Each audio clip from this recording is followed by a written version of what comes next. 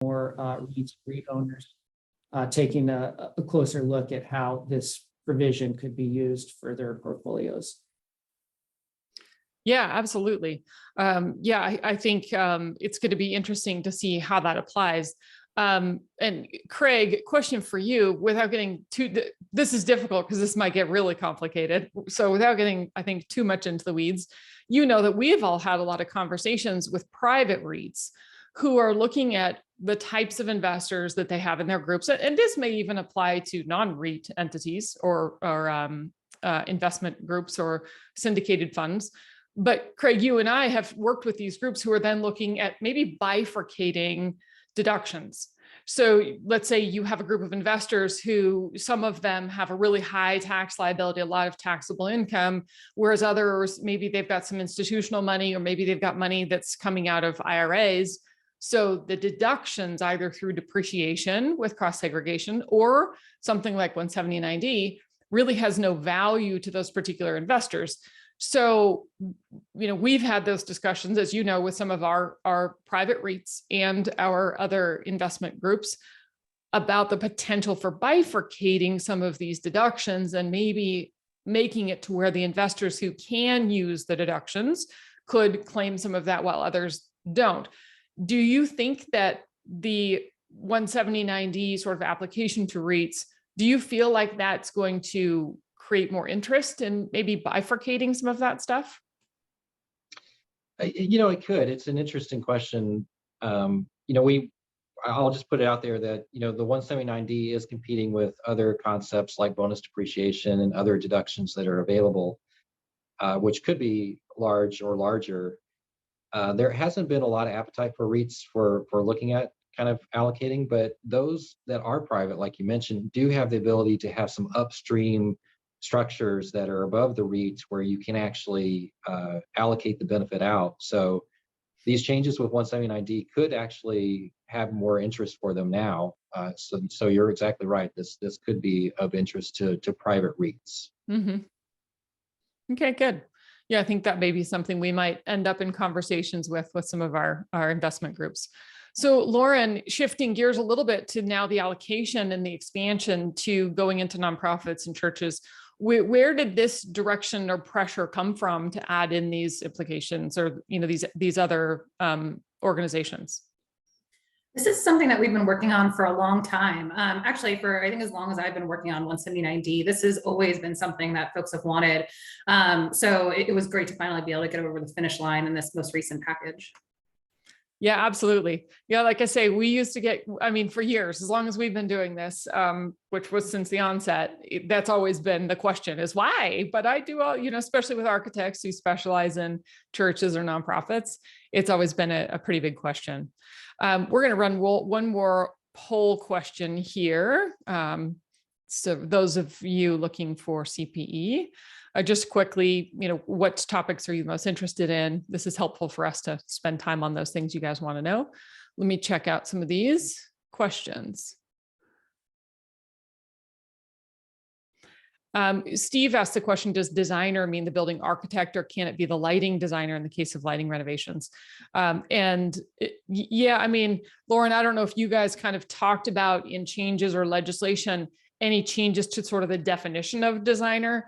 My understanding is that it is essentially who did the technical specifications for that particular system or the building. So typically we're looking at that, say, for the architect or engineer who did those systems. In a lighting retrofit, typically the engineer who designed the lighting system. Is that how you understand it as well?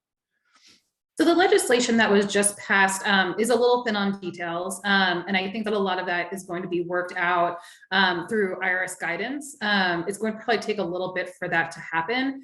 But I will say for folks who have a specific interest or something that you'd like to see defined better, as we come into different comment periods here, I think it'll be really important to submit those comments to the IRS. As practitioners, you all are the best, the best to know exactly how this all works. So I would say to save those up, and it'll probably be good to submit those in whatever guidance and comment period that the IRS has coming up. Okay. Yeah. Heidi, Okay. Heidi, I might add in there Yeah. on that one. We do have a prior court case that I'm probably mispronouncing it, but it's one of the few 179D cases, the Queeby case, and Oh, that did suggest that you can have more than one designer. The question is, who's the primary designer? But there is no definitive guidance, so I think that's exactly right. We do need guidance on that exact point. okay. Okay, good to know. Yeah, and I feel like with recent activity and legal activity, as well as maybe some audit activity, I feel like that might be more and more of a an issue for clarification as to exactly who the designer is. But that's interesting. Thanks for sharing, Craig. So let's talk about what exactly is the tax deduction. Now let's talk about the numbers, because this is probably one of the biggest changes. And there's now two different sort of layers to 179D and the amount that can be claimed for this deduction.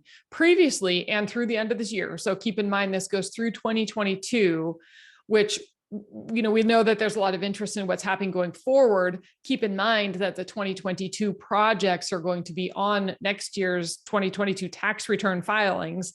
So we still have quite a bit of time working under the current regulations before they really shift to the projects that are completed for next year, and then moving on to the 2023 tax returns going forward. So as it sits currently, the interim rules are that you can claim 60 cents a square foot. It's actually, there's a shift for inflation. So I think for inflation, it's 66 cents a square foot as a tax deduction.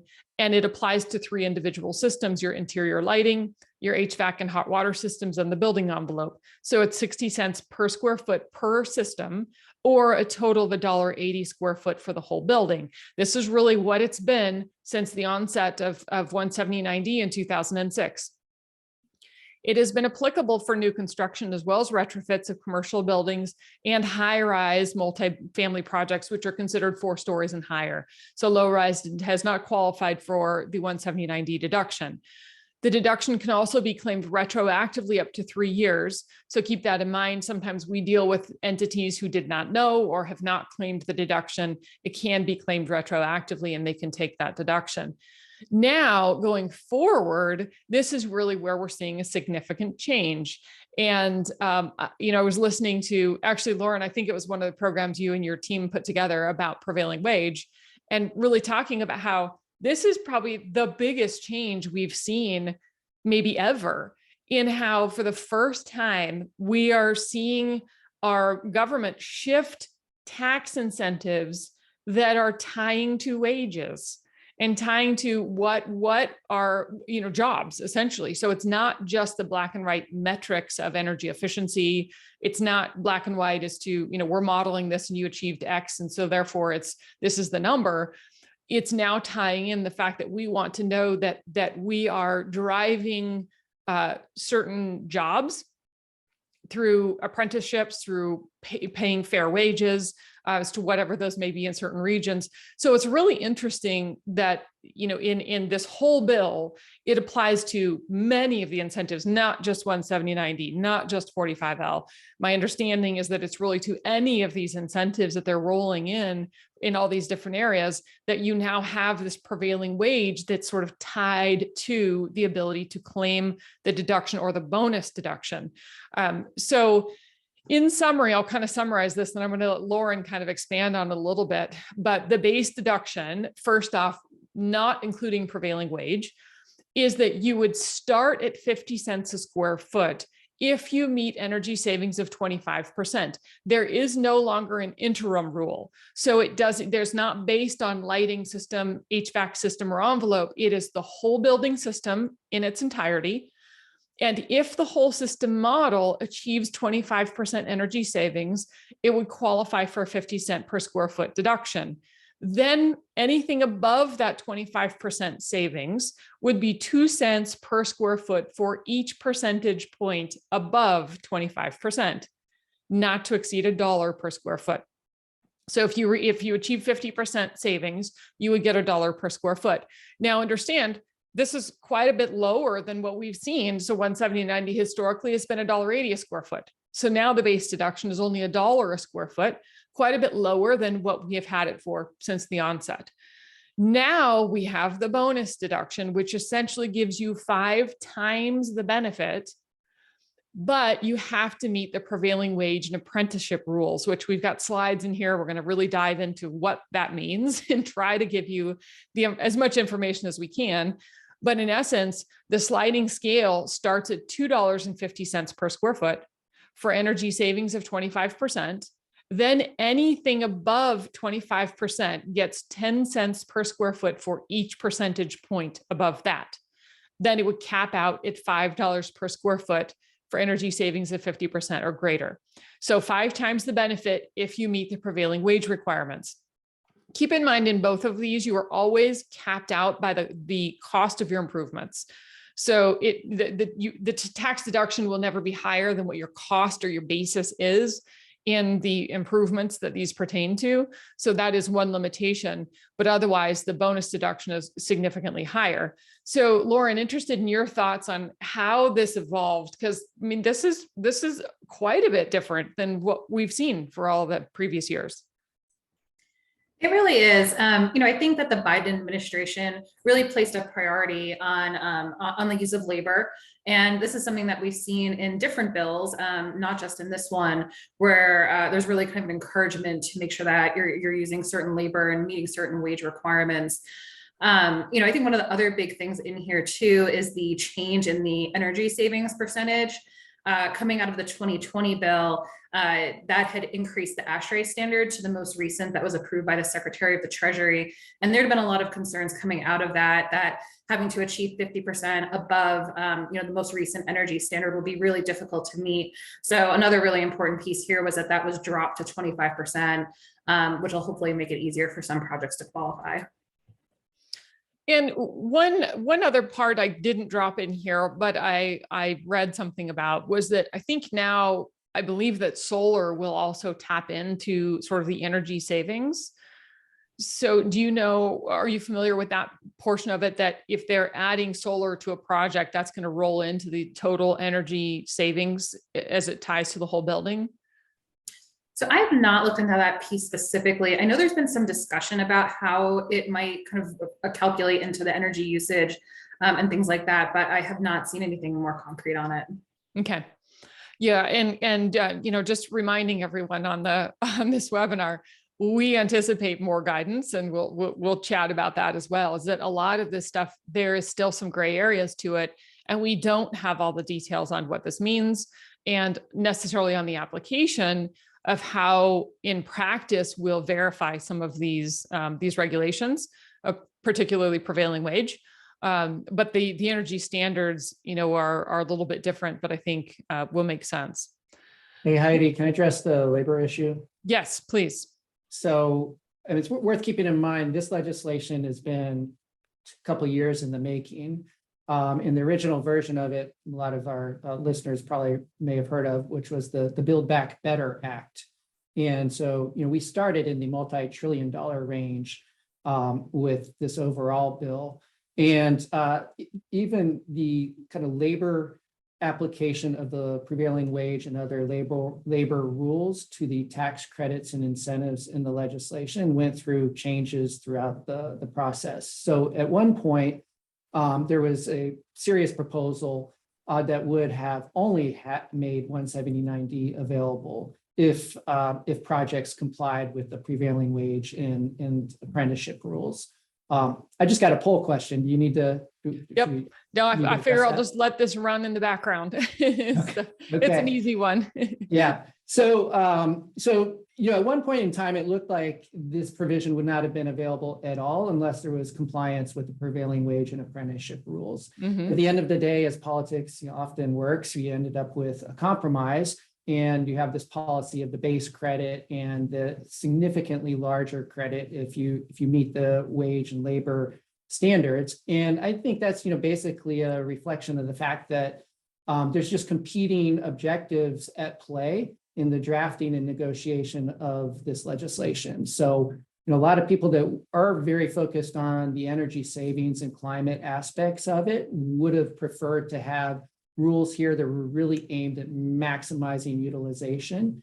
And that would have, downplayed, I think, the labor aspects of it. You had other members, policymakers, and I think the president himself, who were really focused on workers, domestic labor, domestic content, emphasize that. And that's how you ended up with where we are. I think going forward, it's just going to be a matter of which of these provisions works, which one is able to get used, and we're going to learn from practice. And I think different parts of the country are going to have different experiences. A lot of our members, for example, are already very familiar with complying with those prevailing wage rules because they have to deal with them already at the state and local level.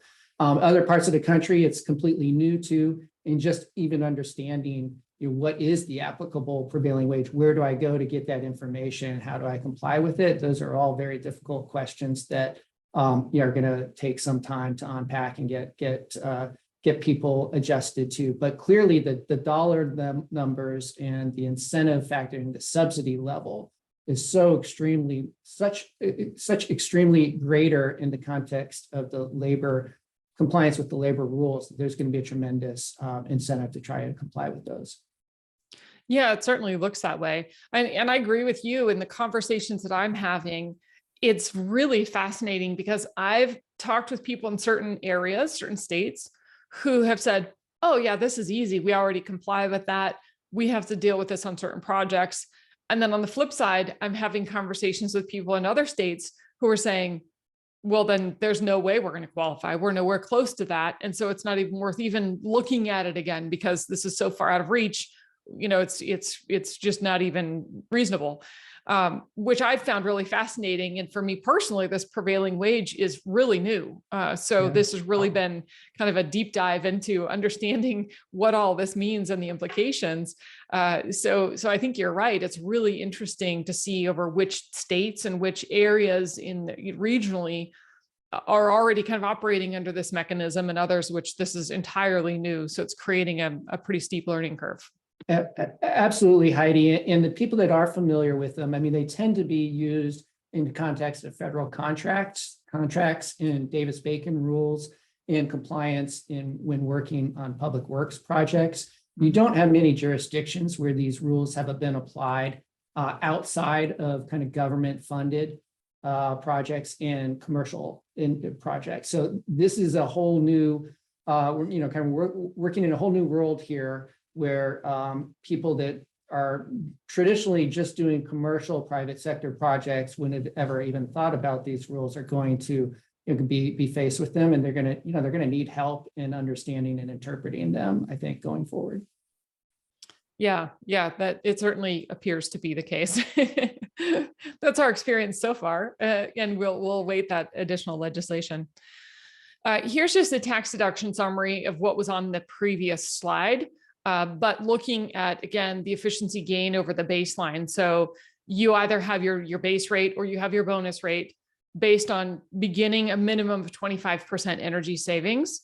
And then every percentage point above 25% is going to increase by those amounts up to the maximum of 50% savings. So again, the base rate of $1 per square foot, and then the bonus rate of $5 per square foot if you're meeting those labor statutes and you're achieving the 50% energy savings. So you can see the difference is really quite substantial, 5 times the benefit when we're looking at substantial wages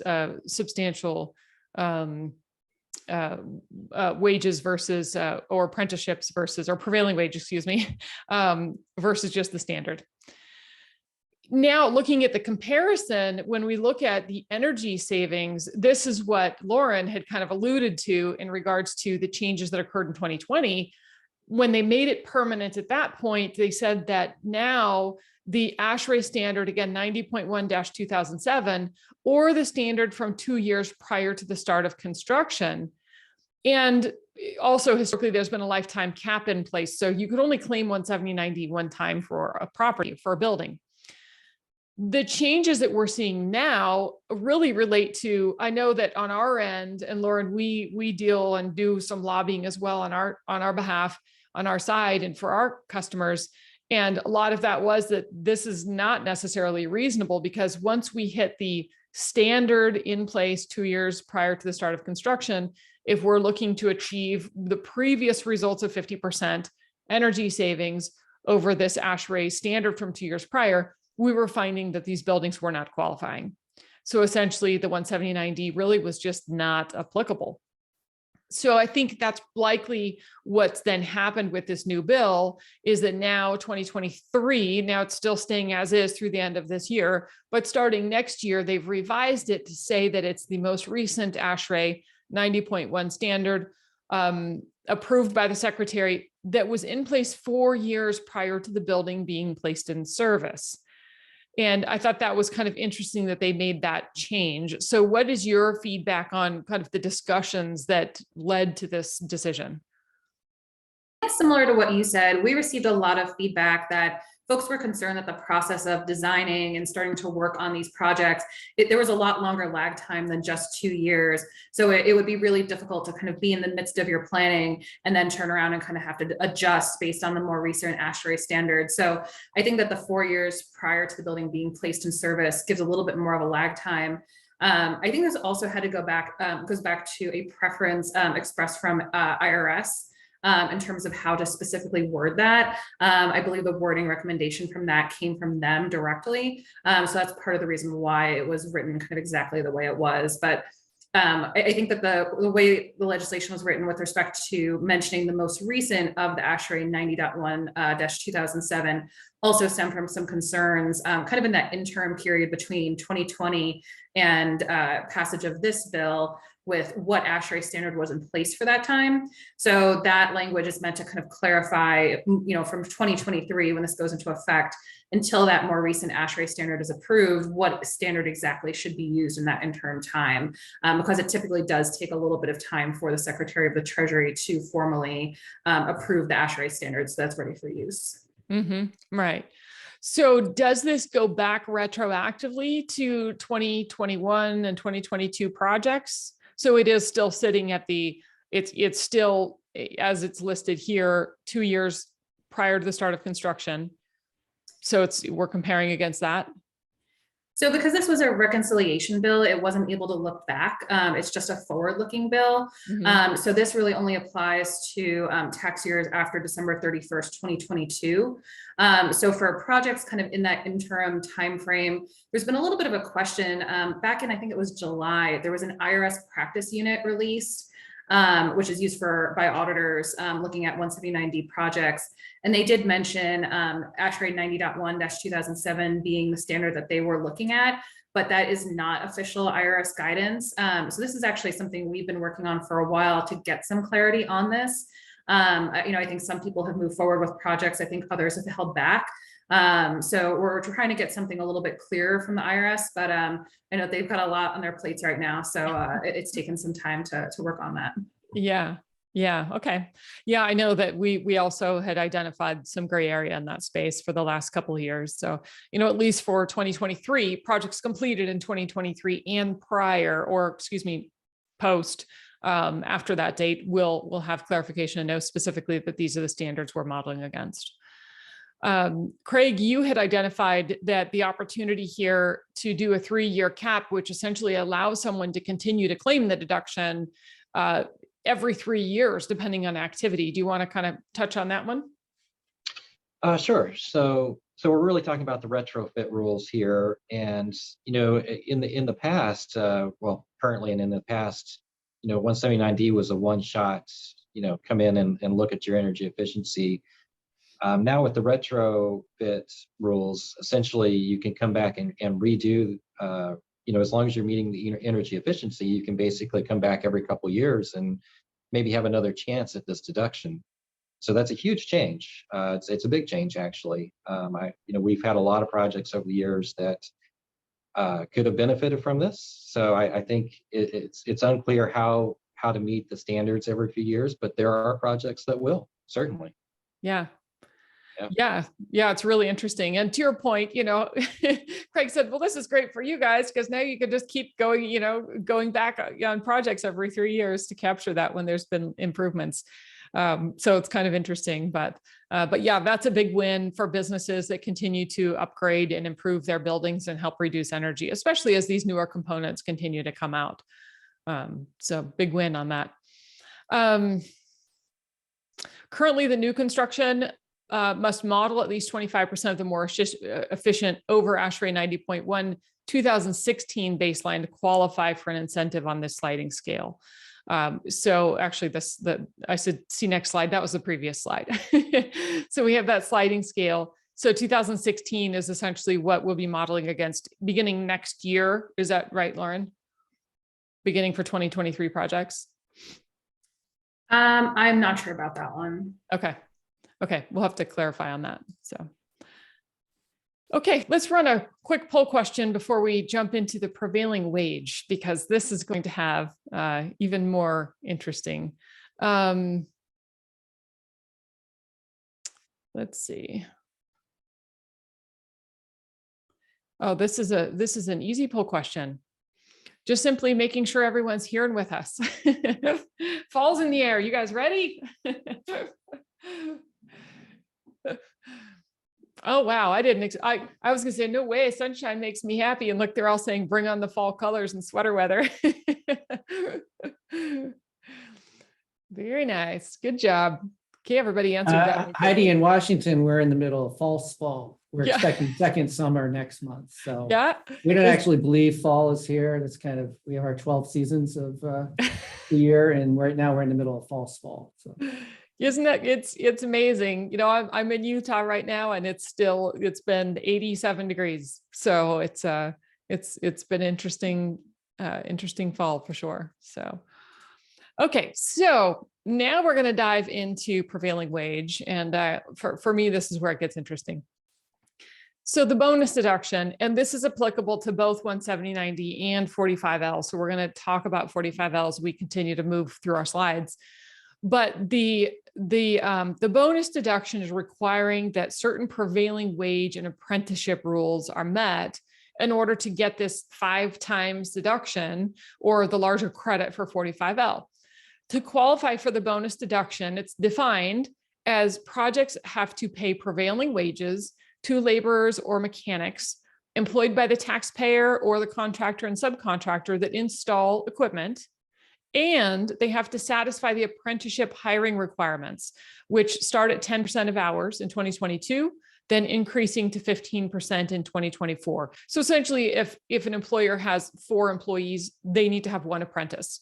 And so depending on how many employees you have, that's how many apprentices you'll need to hire to be able to meet this requirement. There's some additional information here. I think this has been so interesting, especially for us as an engineering firm. We've been energy modeling buildings for years and years and years. We are an engineering firm, so very black and white. You know, this is looking at our energy savings. We're looking at specific systems. And now all of a sudden we have this prevailing wage that's thrown out there. I think there are 1,000 questions as to what exactly is a prevailing wage? What does that mean? So let's start with prevailing wage before we kind of jump into apprenticeships. But I don't know who wants to start off with this question in terms of defining prevailing wage, because, you know, to your point, Ryan, you had mentioned that we have prevailing wage standards in a lot of states, not all, but a lot of them for government projects. So if you're bidding on a project, there's sort of set wages that need to be met. But that's not in every state. And when we're dealing with projects that are not government projects, then what exactly, I mean, who determines the prevailing wage? I guess let's start with that question. So I'm no expert here. I've learned a lot from my colleague, Dwayne Desiderio, who's been looking at this in more depth. But, you know, Department of Labor maintains a database of prevailing wages in different localities and for different types of employment. And so you can go on and do searches on there and try and figure out, you know, what it is that a person doing the work on a particular project is supposedly makes at a prevailing wage level. I would just assume that this means there's going to be a second type of certification, and I would think it's a pre-certification thing where contractors that want this type of work are going to go out there and somehow kind of get pre-certified as complying with these prevailing wage rules, and then can show some type of paperwork or certificate to potential clients, property owners, and others for projects. I don't know that for a fact, but it seems to me the only way that it really makes sense, because an individual property owner who's just contemplating some improvements to their building is not going to want to engage in all of that level of research. They're going to want to know immediately that the person that they're hiring to do the work is in compliance with these rules. And I suspect that the labor community that was advocating, for these is contemplating some type of way to really push this into private contracting world to try and get higher compliance. But I don't know, Lauren or Craig may have better sense.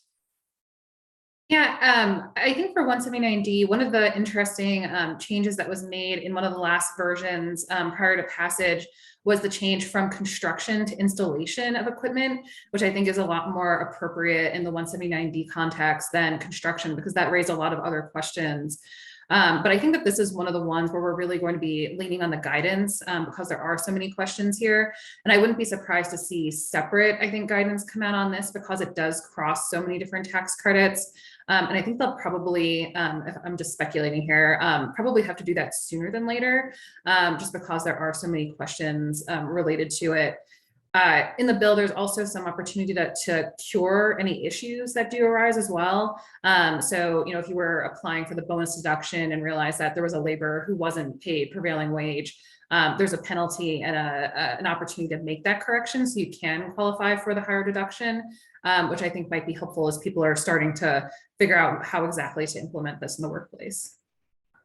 Yeah, Heidi, if I may, this is Craig. I would just add that there's also a very strong possibility that we'll start seeing some contracts that have some language in this that actually kind of do exactly that they allocate it up front.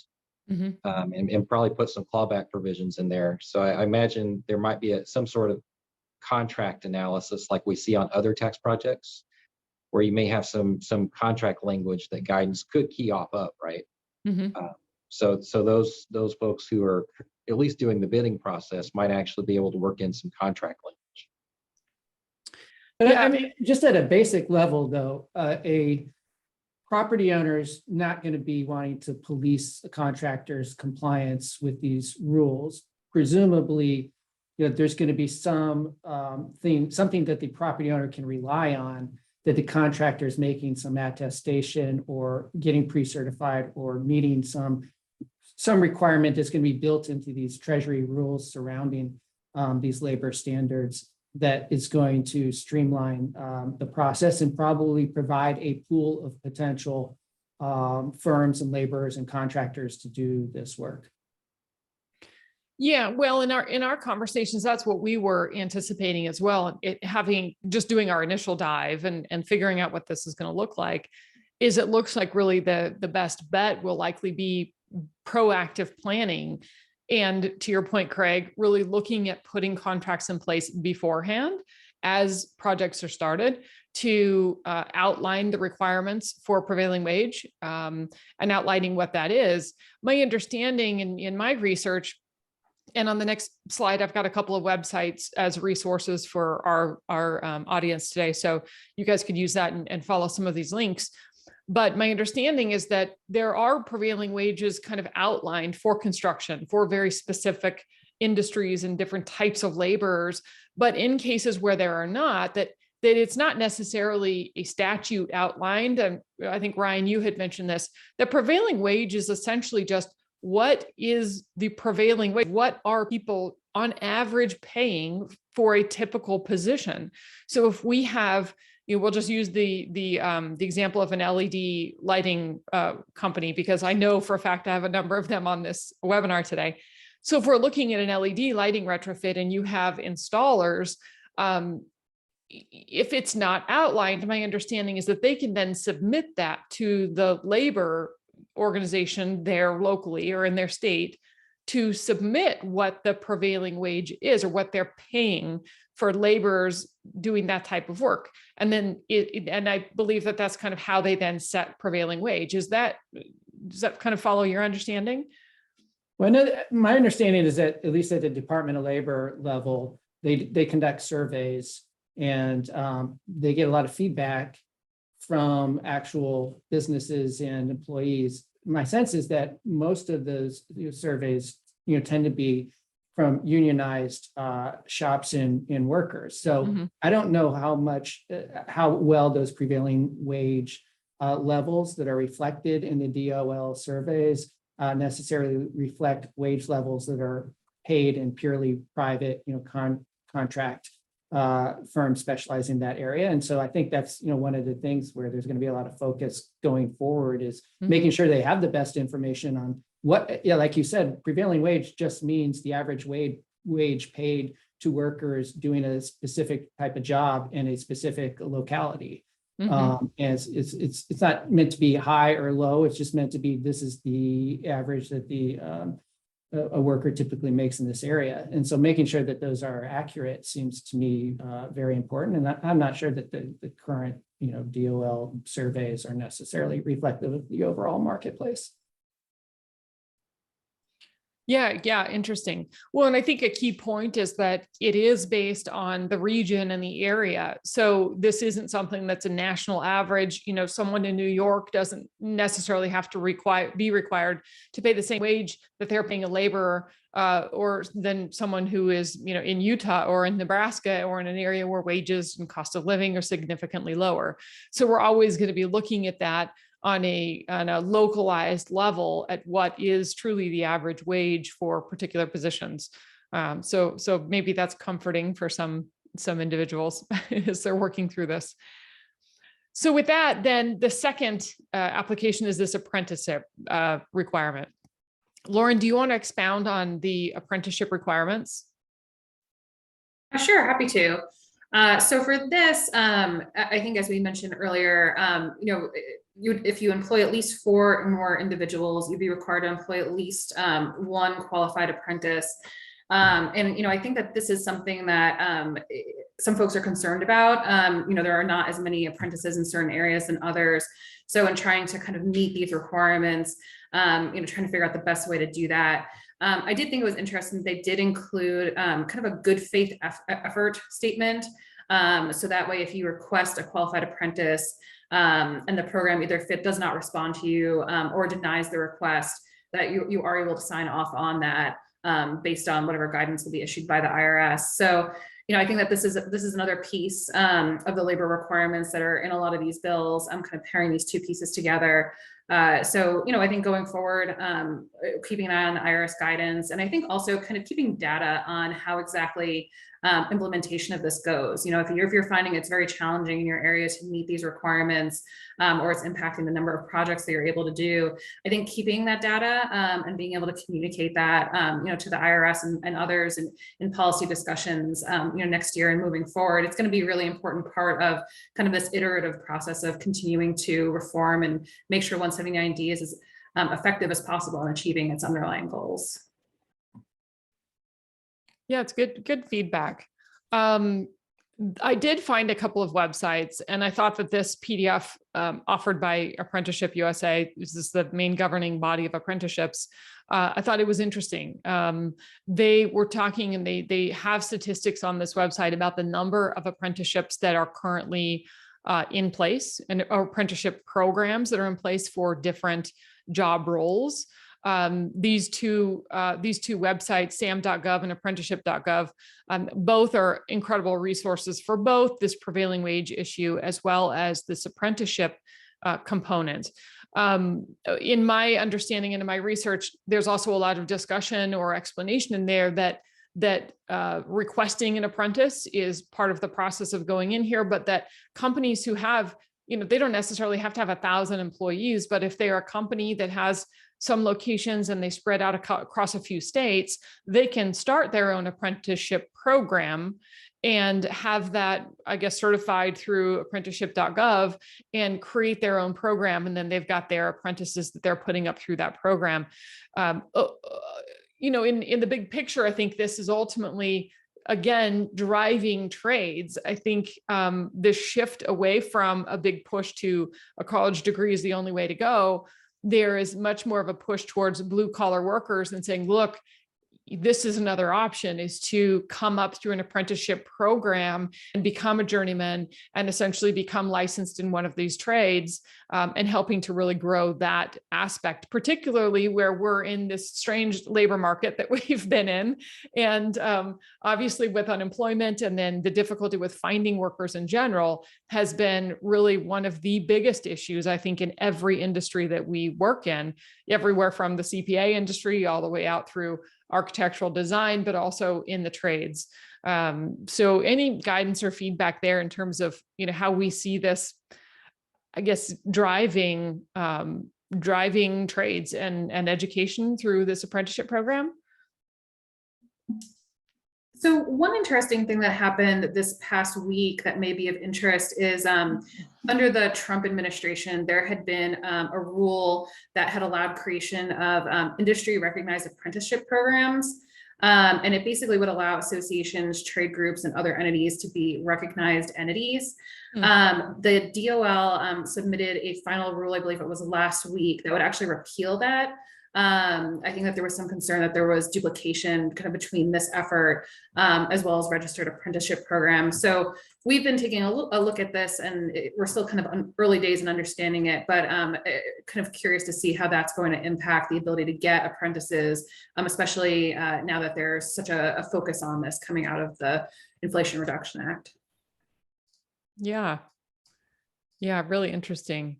My understanding is that the apprenticeship programs tend to be kind of based at the educational institutions and vocational ed in community colleges and elsewhere. I mean, to me, the question is, so in the context of a 179D tax benefit, how does this apply? I mean, if I'm the property owner, I'm not using my own employees to do the improvement, so I cannot hire an apprentice myself. I'm contracting out with someone. I have this designer. Who's on the hook? Am I on the hook? Mm-hmm. Is the designer on the hook? Is the contractor that we hire to do the work on the hook for complying with the apprenticeship? Is there going to be language in these various agreements indemnifying the different parties? And how about the party that then gets the deduction transferred to them? Or in the case of some of these other provisions like the credits where the benefits are transferable. These are all, very open questions, very difficult questions. We're in uncharted ground. These are tax issues that have been brought into the tax code that haven't been brought into the tax code before and previously. And I can understand why Treasury, and I know we're going to talk about guidance, but is likely to take its time figuring this stuff out, because if these provisions are going to work, it's going to require a lot of real thought into where the actual liability and responsibility lies. Yeah, absolutely. I mean, you bring up a great point, because that was an area that we were, I guess, a little bit lost on is the allocation issue. So we deal with thousands of architects. We work with AIA nationally. We work with architects all over the country to claim these allocations on public projects that they design.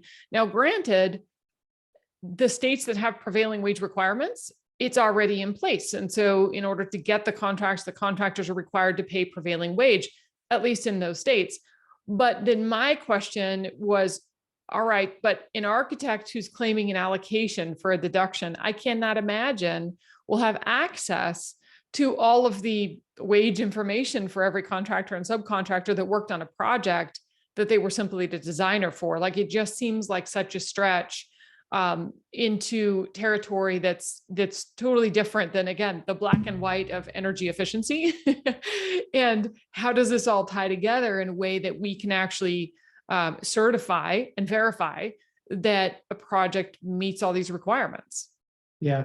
And I think the key thing you said there was public projects, right? So in the contract to begin with, there's this expectation of prevailing wages being paid. And here we're talking about commercial projects and lack of experience with those types of rules. So there's a big learning curve into how it'll apply in that context. Yeah, absolutely. Quick poll question. So all of you guys that are joining us, will this incentivize you to hire apprentices? I mean, if you're looking at it saying, okay, I'm going to get 5 times the deduction value, if I hire apprentice, this of course is if you own a business and you have laborers. Is this an incentive? Is it a driver? I was on the phone with a group this morning, and that was the question. They says, well, but does the additional cost, if we're having to pay more for those wages, does it really make that big of a difference in comparison to the deduction, the benefit we're claiming on this incentive? So it's certainly going to be an exercise in some serious accounting in looking at the increased costs of implementing these programs versus the increase of that deduction that they can claim. I'll actually share this one because I think the results are interesting, but so 26% say, yeah, this is an incentive to hire apprentices.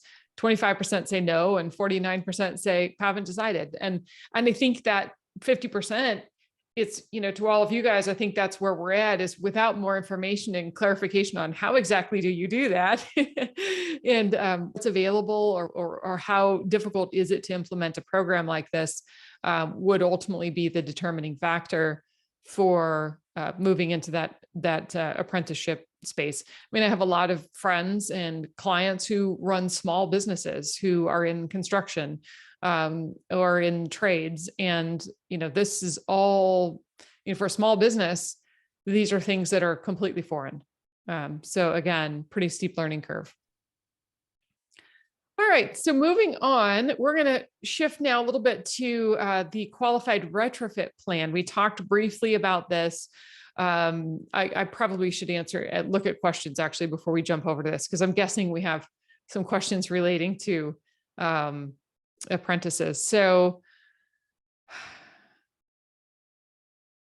Todd says maybe we should have had the answer, I already hired apprentices or I already hire them. So you're right, Todd, we should have asked that question because it would have been interesting to see who already has that implemented in their business.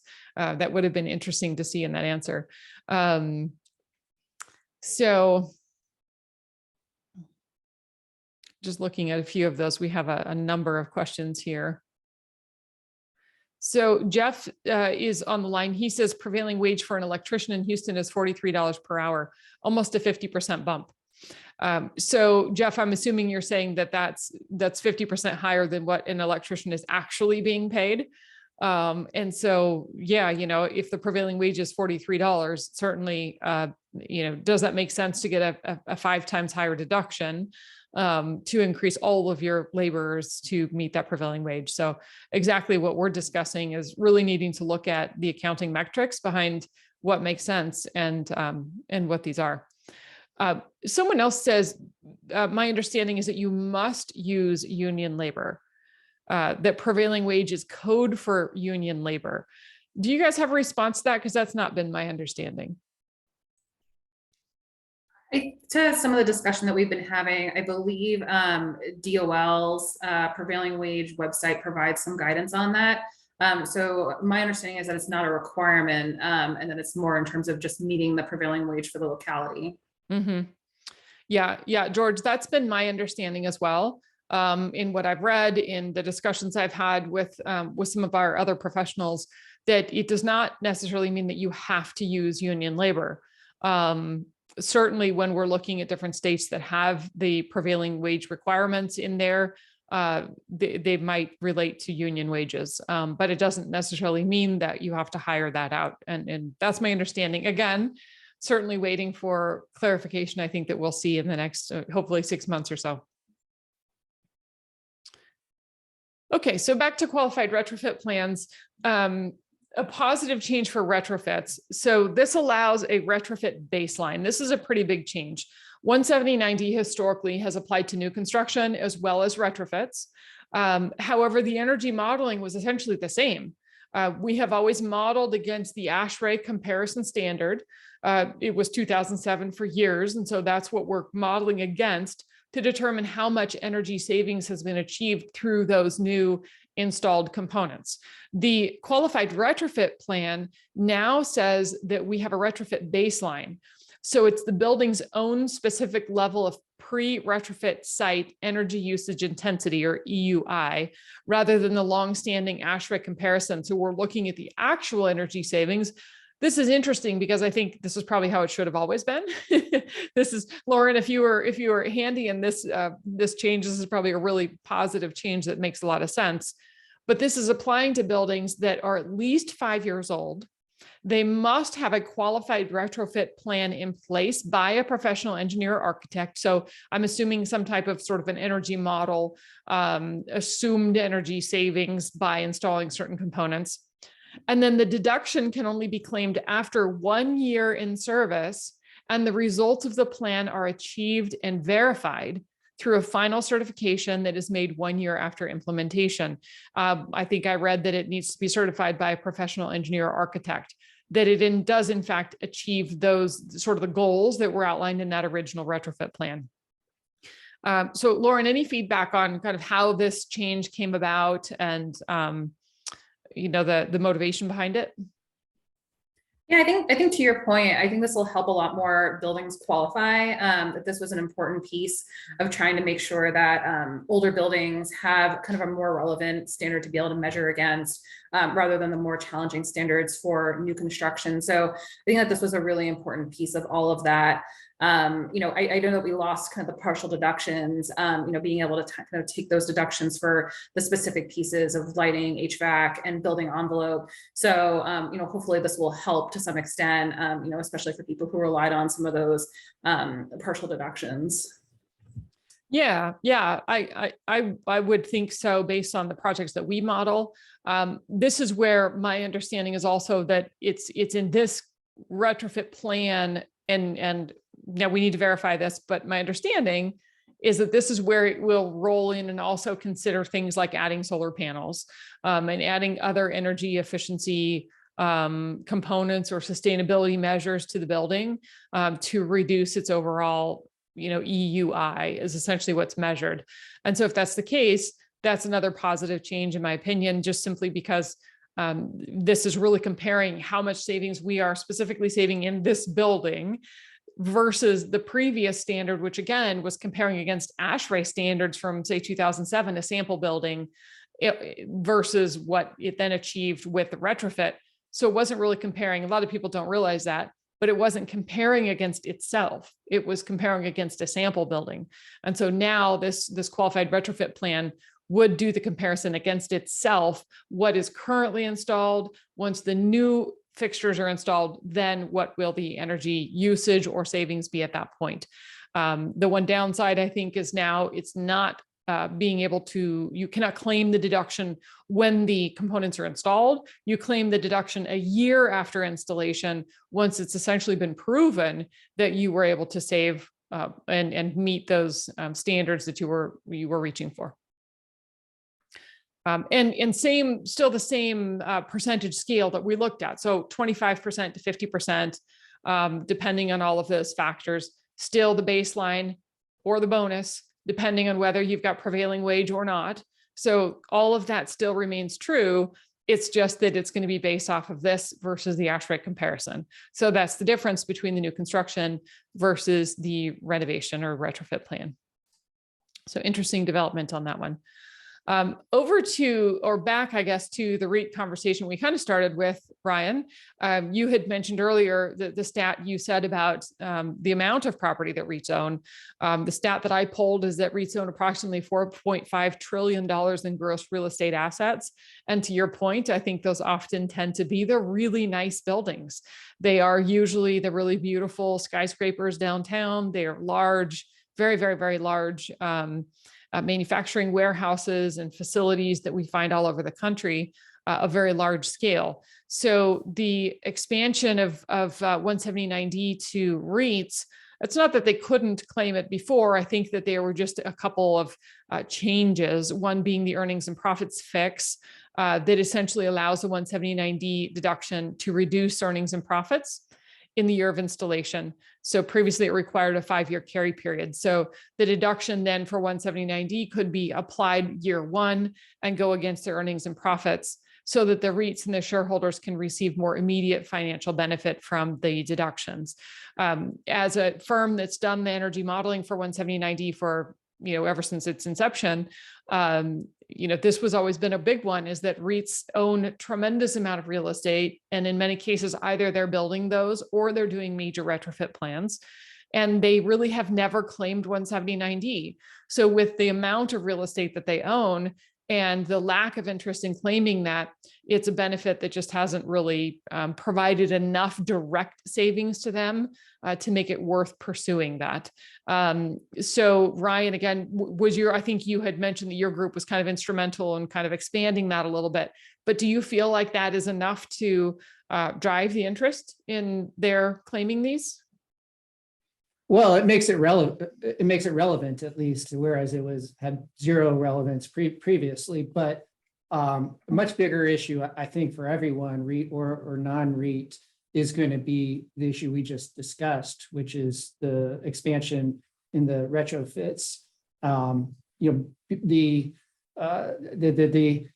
only about 2% of real estate gets replaced every year. 98% is pre-existing. The vast majority of real estate was built before the year 2000, before we had a modern ASHRAE.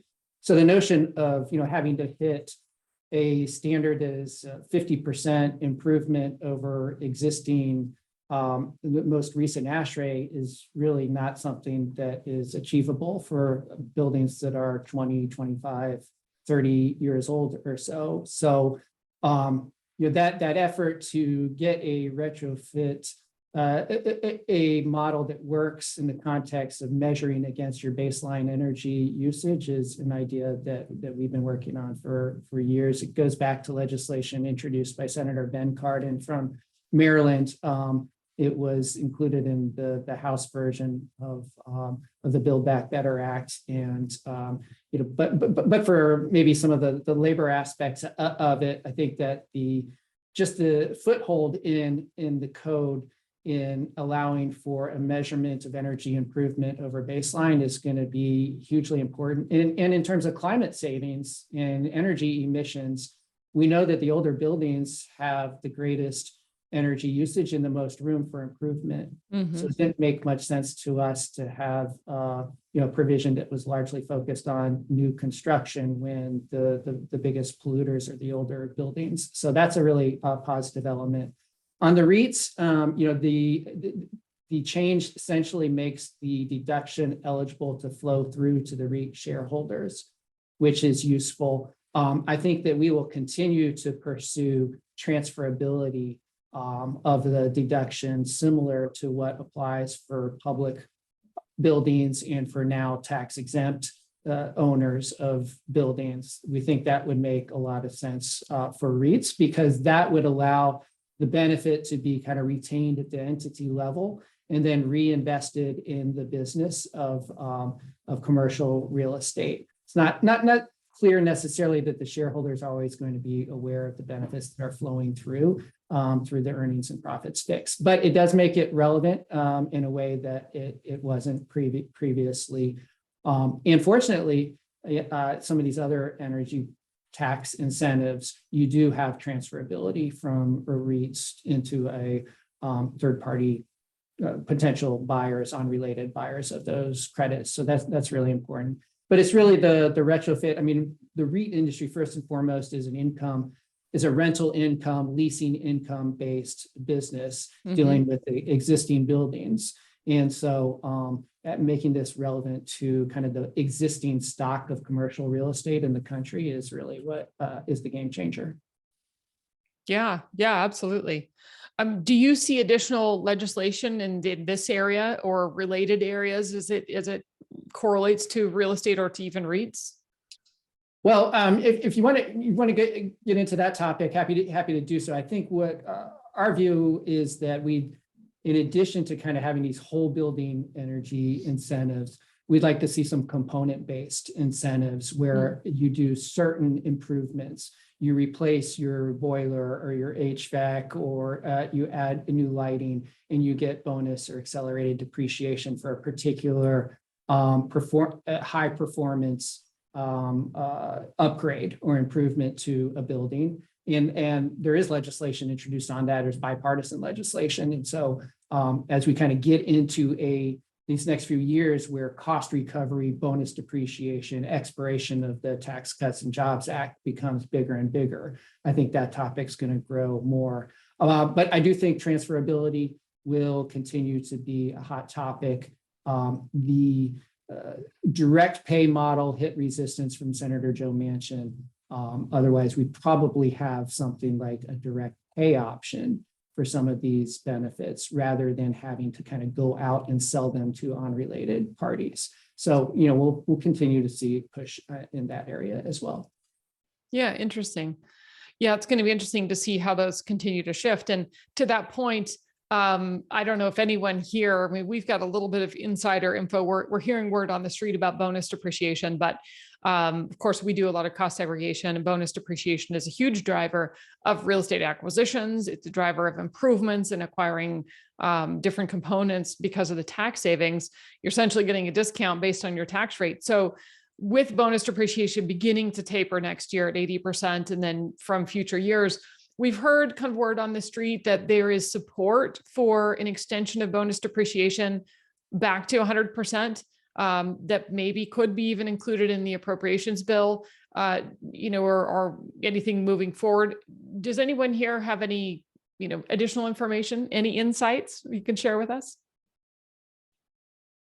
I don't, bonus depreciation is going to be interesting. It's was part of the Republican tax cuts bill, and they're going to be their focus. The question is, how much buy-in will they get from congressional Democrats? Yeah, and certainly it's important to a lot of businesses out there. So you may see some Democrats, want to work with Republicans on an extension of 100% bonus depreciation.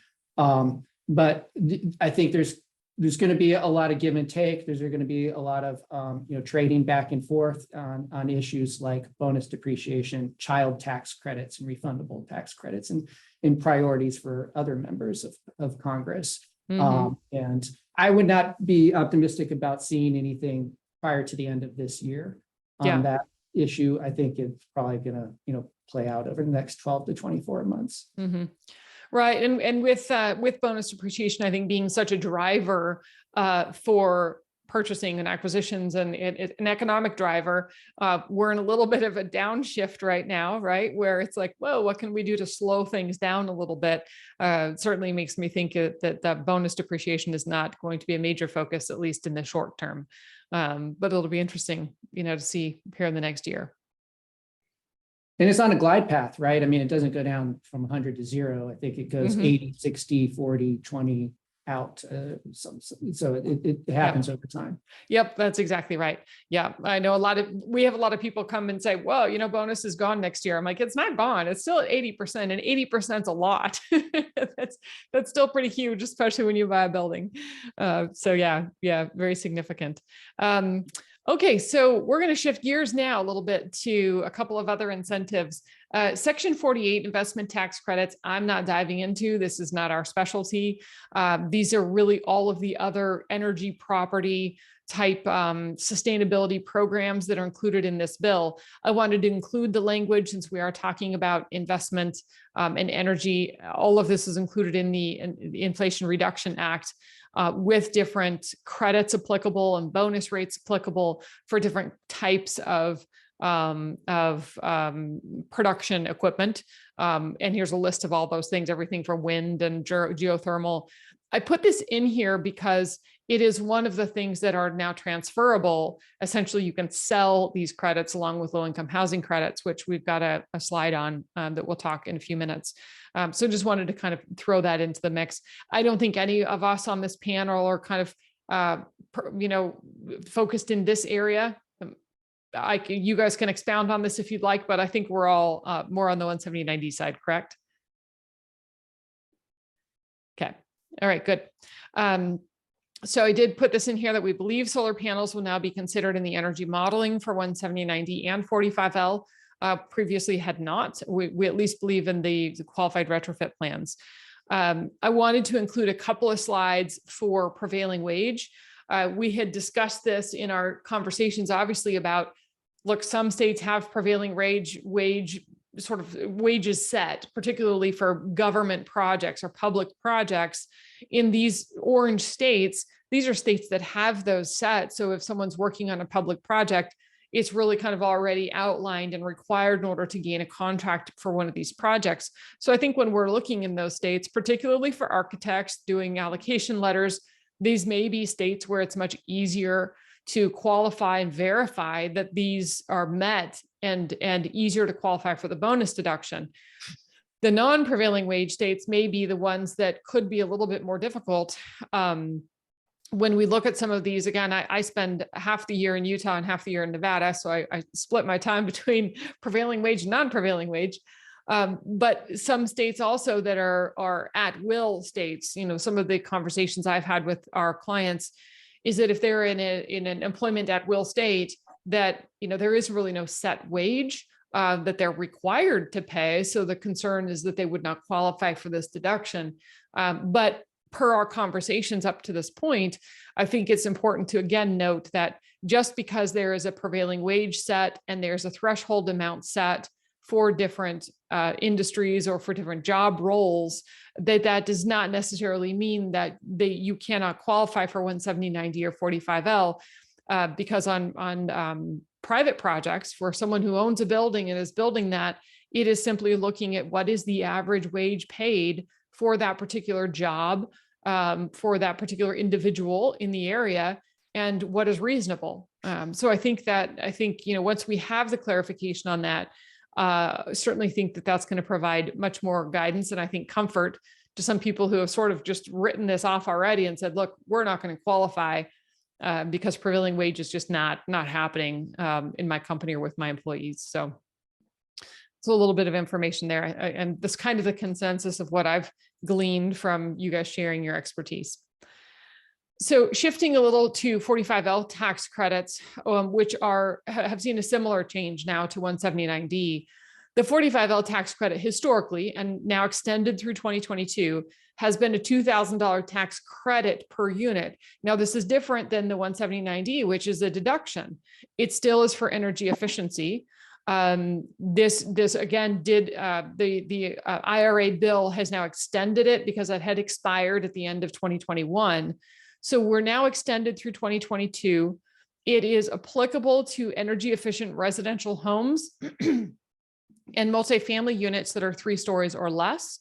And it goes to the developer, the builder, or the investor who funds construction. So it's essentially who's paying and building these condominiums or townhouses or multifamily projects that are 3 stories or less. This is the historical credit and through 2022. It is applicable to new construction and major renovations. Like I will preface that renovations are very, very difficult to qualify on the 45L credit side. It is based on a per unit sale date or lease date. Developers who are doing phase by phase construction may find that half their units come placed in service 1 year and the other half of the units aren't completed until the following year, which is when they can then claim that credit.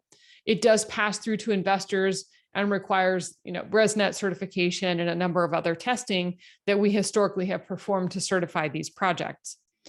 Now, the 45L IRA changes that we're seeing are interesting.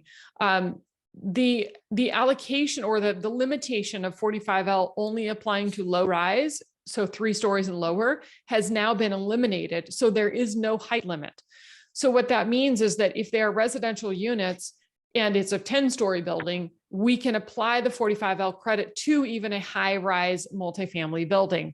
That's a pretty big change because that can certainly expand to a number of different properties. I want to reiterate, IRA begins for 45L January 1 of 2023. So now going forward, there's no height limit for residential units. For mixed use, they have to be at least 50% residential. So if there's some retail component, the residential portion needs to be at least 50%. It must meet both national and regional EPA requirements. So now it's actually shifting to an Energy Star model versus ResNet, which is a large change as well. The credit is still a per unit credit. And one of the biggest things is that 45L tax credits historically would reduce the basis in the building.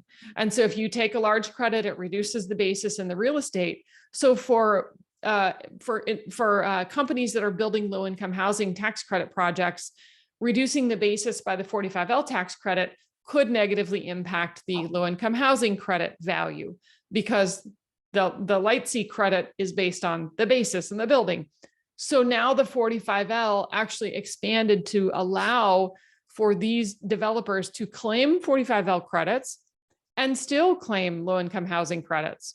And the 45L would not negatively impact them in that sense. So this is pretty tremendous from that aspect, because the credit can be quite substantial. The way that the 45L tax credit is outlaid, you can see in this chart. This is similar to what we're seeing with the 179D. So for multifamily homes constructed after 2022, it provides a tax credit of $500 when it meets the Energy Star single family program. So no certification needed for single family. $1,000 when meeting the net zero energy program. So now this is expanded to net zero, and it's really starting to incentivize a much higher energy standard than what we've seen in any of our previous energy certifications or incentives. For multifamily buildings, we now have the prevailing wage requirement that is in here, similar to 179D. And so again, we have a bonus deduction that would be applied. So when we look down here at multifamily housing, you've got 4 different lines. We've got, if you meet Energy Star and you did not meet the prevailing wage requirement, the tax credit amount would be $500 per unit. Historically, it's been $2,000 per unit, so it's a lower credit amount. If the multifamily unit is a net zero property, or the unit is net zero, then, and it does not meet the prevailing wage requirement, the tax credit would be $1,000 per unit. So again, lower than the $2,000 that we had before. So we've got a decrease, but now we've got the prevailing wage requirement that again increases it by 5 times. So if we meet the prevailing wage, then the multifamily tax credit would be $2,500 per unit for Energy Star certified units, and for net zero would increase to $5,000 per unit. And so this tax credit now was $2,000, now increased to as much as $5,000 if it's net zero. Most of our builders are not achieving net zero status. So Energy Star is likely what we'll be seeing. It is still a slight increase at $2,500 per unit, assuming that, that we're meeting the prevailing wage requirement. So again, similar to what we have been discussing with some of these other provisions and what we've seen there. I have a poll question in relation to 45L, just a quick check. 45L is a credit or deduction. So just as a reminder, the 179D is a deduction, so that's reducing the taxable income. The 45L is a tax credit, so dollar for dollar offset of the tax liability of that entity. So usually our clients love credits. We'll give just a second for everybody to answer this. We have a couple of more slides and then we're going to jump into Q&A for a little while. We have a number of questions, so we'll sit here and kind of go through this with our panelists. So most of you are right. 97% said this was a tax credit, so good job. So now shifting gears from 45L, since we've already done the deep dive into prevailing wage, I think we kind of understand that as much as we can. We'll talk about a couple of other provisions in the IRA, and given Craig's background with the IRS, I think it would be fun to have the conversation about the IRS expansion in the fact that we are looking at, I think if I recall, trillions of dollars going into IRS funding, 87,000 new auditors, which would more than double the current size of the IRS. There's a tremendous amount of investment into technology, including an e-file system. I think it's interesting to know that the current audit rate is less than 1% of taxpayers. And there are certainly some very specific areas that the IRS is looking at targeting, not necessarily individual taxpayers. I don't think that that's their primary focus, but Craig, really having come from that world, and to reiterate, Craig has been with us for a long time and essentially handles all of the audits. So he has handled audits in all different areas. He is fantastic. He knows the process inside and out. No one I trust more. So Craig, give us our thoughts on what you think is going to happen here with all of this funding headed to the IRS. Well, sure. So naturally, this has made the headlines, and it's one of those topics most folks have an opinion on. At the end of the day, if you're looking at the big picture, the IRS has been dwindling in headcount. If you compare the IRS to, say, any of the big four accounting firms, or any one of the big four accounting firms has more employees, any one of them has more than the IRS does. So Wow. you kind of think of it in the context of, do they probably need some more people? Yes. I think a lot of the concern comes in to the two part of the budget. One is not only headcount, but it's also technology. There is a question there if the IRS was more efficient, which it's getting technology funds to be more efficient. Does the headcount really make sense, in the sense that a more efficient IRS might not need that many people? Mm-hmm. And IRS employees are unionized. They are hard to terminate. So if you have a position, it is probably a permanent position. And I think the concern is, well, these auditors and others in the enforcement function, they have to do something. So if you have a more efficient IRS, the question is, well, as they get more efficient, which is great, what are these folks going to do? We also know that there are several issues, primarily because of COVID and the dwindling headcount, where the IRS has not really provided good service. We know customer support has not been good. We also know that, like in 179D, we're talking about issuing guidance, and we're mentioning all this guidance we want. Well, historically, over the last couple of years, the IRS has not had the personnel to issue any guidance. And so we've seen a trend where the government is issuing notices, announcements, kind of these non-binding, documents that you can't rely on, but you're being held to as if they're the law. And so there is some part of this budget and this funding and enforcement that, I think a lot of people might actually agree with, if the government would come out and say, well, hey, we're going to allocate some of our enforcement dollars to, issuing guidance, to allocating it to things that actually I think a lot of taxpayers and others want. The other side of it, just real quick, is we know we have an outgoing IRS commissioner, and the commissioner is responsible for setting the budget. The budget flows up from departments all the way to the commissioner, and so there's going to be a new commissioner that's going to be appointed here, and that person's really going to be overseeing this. So I think some of the assurances that are being given, you can't really rely on so much, because they're being made by a commissioner who's not going to be there when the money's spent. So I think that's the concern. But looking back at 179D, if the question is, well, should I be doing 179D, but given that the IRS has this new enforcement budget, I think the answer is clearly yes. If you qualify for 179D or other incentives, you should pursue them. And in fact, 179D, internally within the IRS, they have run some campaigns to look at 179D. Mm-hmm. There was one back in 2017. There was one in 2021. There's not one currently, but as you look at those campaigns, they really didn't produce much. We saw a few audits. They didn't result in big adjustments, and I think the IRS kind of just closed them and didn't get much out of them. The reason why is because 179D is a timing issue. Meaning it's something the taxpayer is eventually going to get over a long period of time. The campaigns that they ran in the past related to non-timing issues, like the allocation letters. Mm-hmm.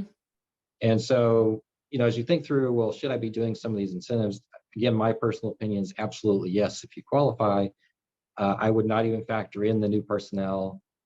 To me, I actually look at it as, if the government gets more efficient with their budget on the efficiency side, it may actually make it easier. It may lower the audit rate because you basically have technology identifying the problem areas. So there's a lot to this topic, but I guess overall concern for incentives, particularly if they can allocate funds to writing guidance. And I don't think that falls into the enforcement budget, but some of it might. Currently, we know the administrative notices and some of these things that are not following the traditional guidance route within the IRS and Treasury, those are actually being done by the enforcement function. Yeah, that would certainly be a strong point to know that if they are investing money in clarification and guidance rather than just enforcement, because there are issues like this one we're discussing today that we need guidance before we feel like we can move forward, because it's just a little bit of a gray area. So it's really interesting. And one point for our listeners who are not CPAs, I get a chuckle out of the fact that I saw in the IRA that there is a large portion, I can't remember, I think it falls into the taxpayer services, but there were billions of dollars specifically for a callback system. And it's just amazing to me because for some of you, again, if you've had the good fortune of not having to call the IRS has a courtesy disconnect. And the courtesy disconnect is if you call them and you're on hold for 3 hours, they will give you a courtesy disconnect. So you don't just have to stay there, and they literally hang up on you and you can start from scratch the next day or whenever you have another 3 hours to wait on hold. So the callback system is essentially like what we have when we call, Delta or some of our other companies, corporations, that, you go on hold and they say, look, your hold time's 37 minutes, or for the IRS, maybe it's 4 hours. They'll call you back. You won't lose your place in line. So I think it's fascinating that there are billions and billions of dollars to be spent on a callback program, which hopefully that's a positive thing. But yeah, I think it's good to note that some of this is looking at efficiencies, not just, dropping the hammer on taxpayers to catch fraud or whatnot. Yeah, and it's also interesting, again, it's a kind of a political issue, but if the IRS has been starved a bit in the budgets, and it's come up with some kind of creative ways to get in and touch as many tax returns as it can. Campaigns are a good example, like the 2 that it ran for 179D. The question I think is, well, if you have more money, is the IRS still going to use those limited scope, come in, look at 179D and leave, or is it going to do more, hey, I'm here anyway, so I'm going to audit every single issue on your return? Again, legitimate concerns for those that actually get pulled for audit. And then I think, as time goes by, the question is, if they do get more efficient, what exactly are these permanent employees going to be doing? Yeah, right. And that's a lot of employees, given the fact that I think probably everyone on this call realizes the issue with finding employees today, 1 or 2, much less 87,000. Yeah, and I have noticed an uptick. The IRS Appeals Office is actually hiring. Yeah. And we haven't seen hiring in because they probably the most important function in the entire IRS. But they usually don't hire until after exam does. So usually you would have an exam team higher than appeals. But appeals has been hiring in the last couple months. Oh, interesting. And so you would be surprised to know this, but those who are trying to resolve disputes, some of the major cities only now have 2 to 3 appeals officers, whereas they used to have 20 to 30. Wow. So you see, it's pretty extreme. So when I say the government does need some people, the appeals officers, I believe, are in the enforcement function. There's an example there of we certainly need more people there. Yeah, interesting. Well, and also for our audience, it's been interesting. We have actually experienced that even in the rare instance that we have an audit, we have had instances where the auditors are so overloaded that they start the audit, but they don't actually have time to finish it. And there is a statute of limitations to a time span that they have to finish an audit within a certain window. And then if they don't, it closes and then it's done. Like it's just, it is what it is, it's finished, because they ran out of time. So we actually have had some scenarios where that has occurred. And Craig, I know you've mentioned that you've had instances where you've dealt with that, right? We have, the R&D credit is a good example. There's a The IRS formed a group to look at that for the smaller taxpayers a few years ago. And that's a good example of a group that was formed maybe with well intentions, bit off too much than it can chew, my personal opinion. But many of those audits languished for 3-4 years. The government may have missed the statute, and then suddenly the case just closes with no adjustment. Not probably, taxpayer. Yeah. Very interesting. We appreciate your feedback on that, because yes, it's what's in the headlines and it's what, everybody's talking about. Let me run a quick poll question. This is really back to the 45L aspect. This is really just, do you expect that a credit like this would drive more net zero projects? If you're a developer, would you actually look more into what it would take to create a net zero unit? At a $5,000 tax credit, I don't know if $5,000 per unit would be enough to make the difference between what it would take to actually achieve net zero. But we're certainly getting closer to that on projects. So it'll be interesting to see what our audience thinks. So far, we've got about 36% say yes, 19% say no, and 45%, I don't know. So it's interesting. I like to see from our actual developers, and people are out there doing the work, architects designing these, that if we know that there's an incentive, that's a carrot that's hanging out there, does it do what a bill like this is intended to do, and actually incentivize people to achieve a higher threshold? So that's interesting. Hey, Heidi. Yeah. Just on enforcement, I actually think that there's other parts of this bill that are going to attract a lot more of the IRS enforcement resources than 179D. I think 179D in many respects is a self-policing provision that's done with firms like yours and the architects and engineers and all the third parties that are built into it. But you have these other credits that have been boosted by billions of dollars on the alternative fuels and in elsewhere in kind of the energy and electricity context that the IRS has been burned before. I don't know if anyone remembers the term black liquor, but it was a byproduct of kind of the forest production that generated alternative fuel credit that taxpayers made a lot of money off of, and the IRS had to eventually kind of shut down. But I think that there are other areas where some of these resources are going to go. I think there's a lot of self-policing in 179D. I do think that transferability is one issue where they're going to spend a lot of time at the front end in the rulemaking process. So to avoid kind of embarrassing situations of potential scandals. And I think there is still some memory of things like Solyndra coming out of the stimulus bill in situations where the government was left kind of holding the bag for large amounts of money that went out in government subsidies. And so I think when you bring in kind of unrelated parties in areas with these other credits, not 179D, but in the other credits where they're being transferred to unrelated parties, that there's going to be a big focus on making sure that process doesn't get abused. Yeah. I think those are really good points. Going through a lot of this things going forward, I think there's also been a lot of news about potential fraud with a lot of the COVID stimulus packages. PPP loans, I don't know if those are going to come under scrutiny at all. One that's happening right now is employee retention credits. That's something that we offer to our clients, but there's been this whole industry that has boiled up to really target taxpayers aggressively to claim this credit in what I would say aggressive is saying it lightly. And so there are things that I think are pressing at times. I put over here on the slide, conservation easements, crypto, some of these things that, without capacity, they just don't have the time to look at those types of issues.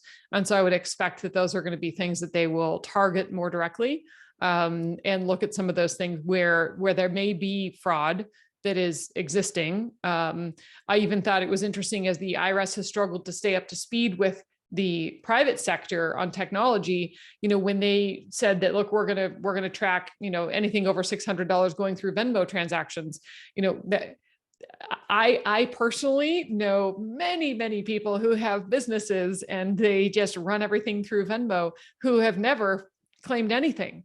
And so there's probably a lot of small businesses and things like that, that again, because the IRS does not have the technological savvy or implemented some of those more modern systems to keep up with the private sector, it's almost like it's lagged behind. So maybe some of these funding will help them get to speed. I don't know, maybe they need to hire some of our amazing private sector companies to come in and help them out.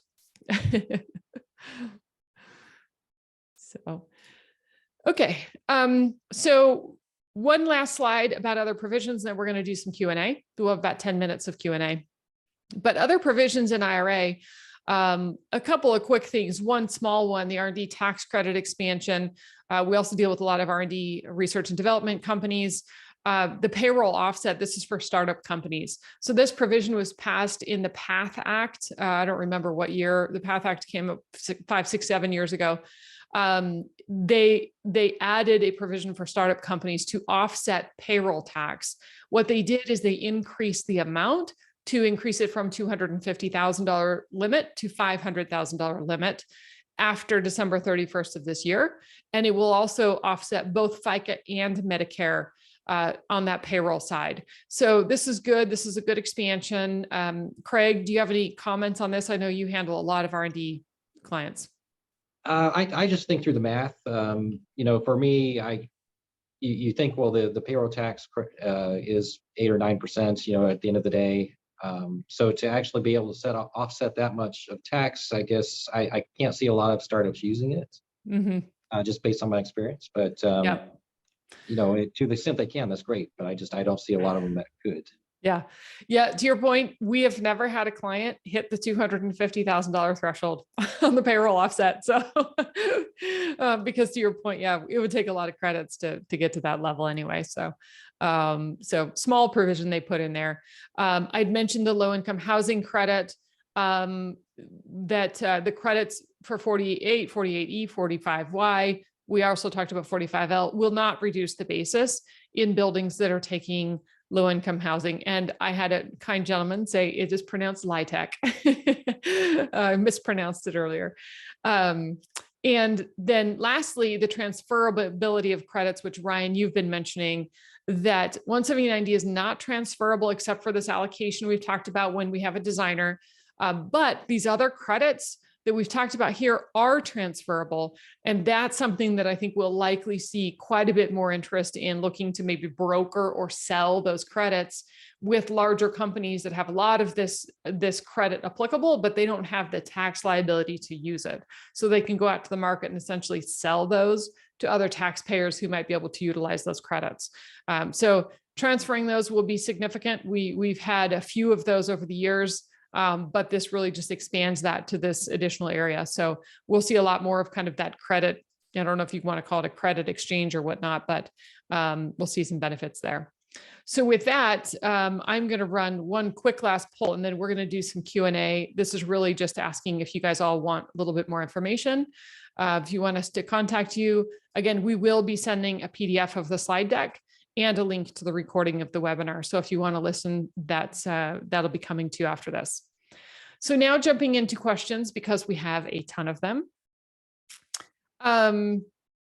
So one anonymous visitor actually asked the question, on an apples to apples energy capital investment program in a building greater than 5 years old, 179D, does 179D offer any compelling financial tax advantages over simply taking bonus depreciation?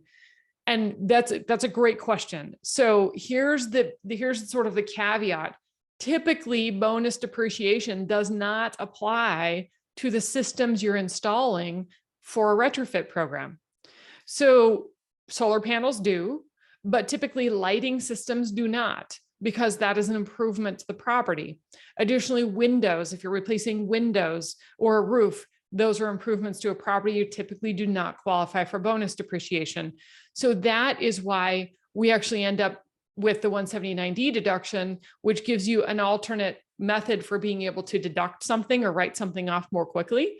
because it would otherwise be considered real property and spread over the 39-year cycle. So hopefully that answered your question, but that's essentially what 179D serves. Now, Lauren, I don't know if you guys discussed this in your lobbying aspects, but there is that, I think in the most recent bill, I think it was HVAC that is eligible for bonus depreciation, and previously it wasn't. I don't know if you know the answer to this question, but that was one thing. Depreciation closely. Okay, yeah. So that was one where in the interim rules with 179D, if it qualifies for bonus, then there's no 179D because they're writing it off. So HVAC was included in the bonus depreciation. So that was one that kind of crossed over a little bit. So we do look at that, but good comments on the retrofit plan question. Okay, let's look at a few of these. Jeff asked the question, what qualifies and pre-certifies the EUI of a building, or who? Jeff, the tax code says that the EUI, essentially the qualified retrofit plan would be done by an engineer or an architect. So that would be some type of a professional that can go in and look at the current energy. They'd essentially do an energy model over what it is currently, and then compare that to what they would expect would occur after the retrofit. So that's who would do that building, that retrofit plan.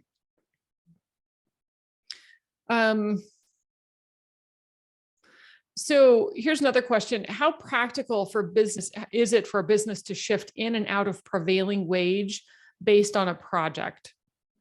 So I don't know if Lauren or Ryan, if you guys want to try to address that question. Again, they're saying how practical would it for a business to shift in and out of a prevailing wage based on project? I mean, I think that's a very hard thing to answer right now. I think we have to have a framework for how these prevailing wage rules are going to apply to 179, which we'll get in rulemaking. And I think every jurisdiction will have, whether we consider it a prevailing wage state or not for federal contracts. I think every jurisdiction is going to have an index that's going to provide some guidance on what the wages are for particular types of employees for these types of projects. And then, I think there's going to be some expectations on the part of the contractor in terms of certification would be my guess. So I don't think it's a matter of coming in and out of the wages. I think it's a matter of getting the guidance, figuring out what those wage rules are, and figuring out who in the community complies with them. Mm-hmm. Would be my guess. Yeah, that sounds right.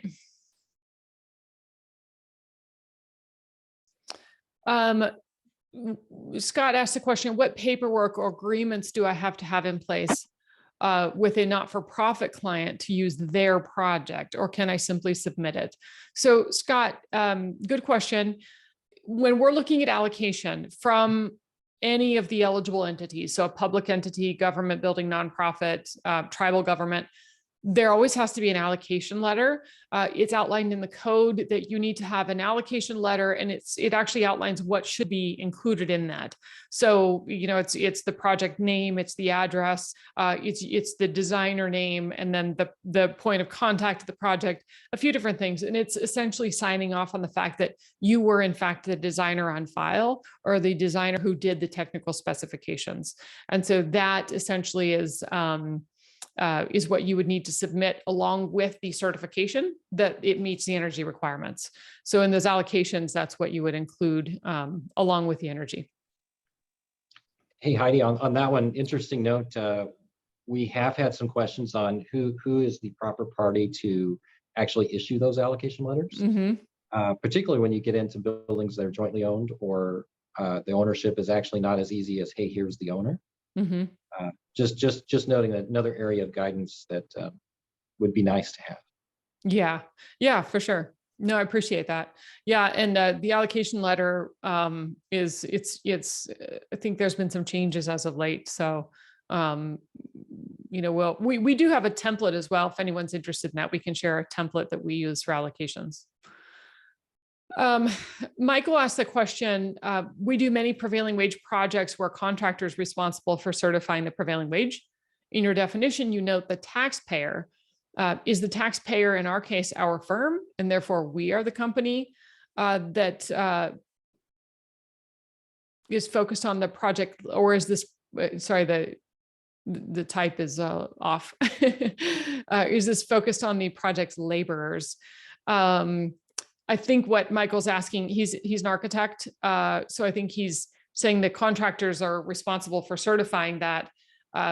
Michael, I think this is one of the questions we were asking earlier with the allocation, is that as a designer claiming the deduction as an allocation, how would you verify the prevailing wage was paid? That's something we anticipate needing guidance on, because, you know, and Lauren's shaking her head, you know, and Lauren, why don't you answer that question actually? Because, you know, we talked a little bit about this. It's a tough one. Yeah, it's a great point. And this is one of the things that we've been talking about as we were going through, you know, kind of the development process of some of these provisions, some concerns about, you know, especially with 179D, you know, how exactly are you supposed to prove that, you know, if you're the designer, for example, that the different contractors and subcontractors use prevailing wage. And I think exactly to Heidi's point, we're going to need more guidance on this specifically to really understand how exactly that's all going to work. Yeah, for sure. Yeah. So sorry, Michael, I know it's not a firm answer, but we're hoping to figure that out. So next question, Jeff asked the question, can we get the full base dollar for indoor lighting only, or is outdoor lighting included in 2023 moving forward? Jeff, outdoor lighting is still not included in 179D. It is indoor lighting only. And you could get the full $1 base if the building, if you do a lighting retrofit and the whole model shows that you achieve 50% savings, you would qualify for the full dollar. I don't know how likely that is for just doing a lighting retrofit. So I guess it would just depend on how efficient, how much more efficient than now the building is because you've now installed lighting. So that would be kind of the premise to that response. Hopefully that helps.